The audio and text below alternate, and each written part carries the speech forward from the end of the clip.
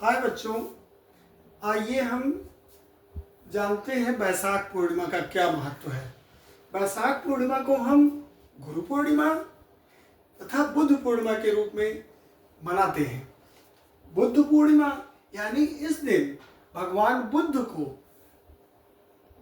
को ज्ञान की प्राप्ति हुई थी तथा भगवान बुद्ध का जन्म हुआ था और भगवान बुद्ध का महापरिनिर्वाण मतलब आज के दिन ही भगवान बुद्ध की मृत्यु भी हुई थी।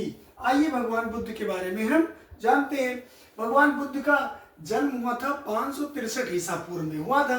जन्म स्थान था लुम्बिनी नामक वन में, यानी वन मतलब कि जब ये गर्भ में थे तो इनकी मैया यानी इनकी माता जी अपने मायके जा रही थी और मायके जाते वक्त रास्ते में इनका जन्म हुआ था, इसलिए लुम्बिनी नामक वन में कहा गया है।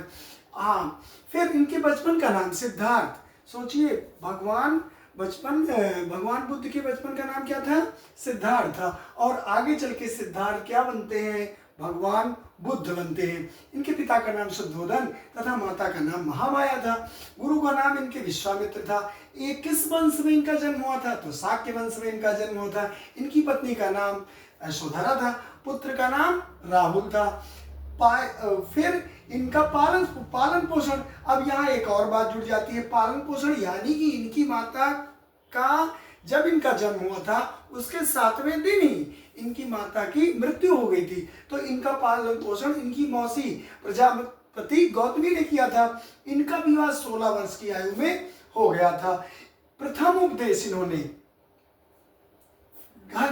16 वर्ष की आयु में गृह त्याग, यानी इन्होंने 29 वर्ष की आयु में अपना गृह यानी राजमहल त्याग दिया था और 35 वर्ष की आयु में इनको ज्ञान की प्राप्ति हुई थी। 29 वर्ष की आयु में इन्होंने गृह त्याग दिया था और 35 वर्ष की आयु में इनको ज्ञान की प्राप्ति हुई थी। कहाँ पर? बोधगया में। बोधगया कहाँ पर है? बिहार में है।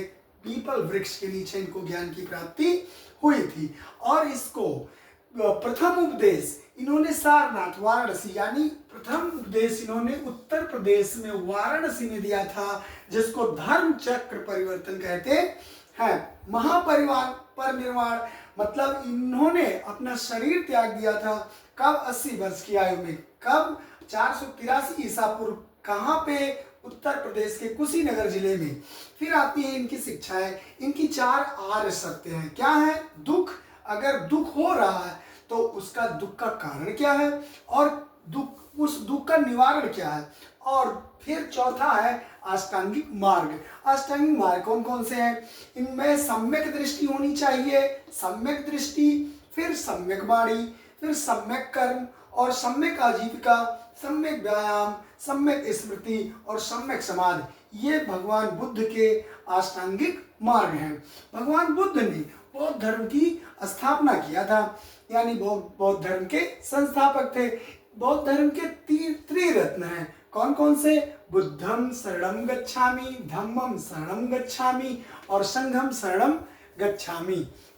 दोस्तों, अगर आपको ये वीडियो अच्छा लगा हो तो हमारे चैनल को सब्सक्राइब और लाइक जरूर करें।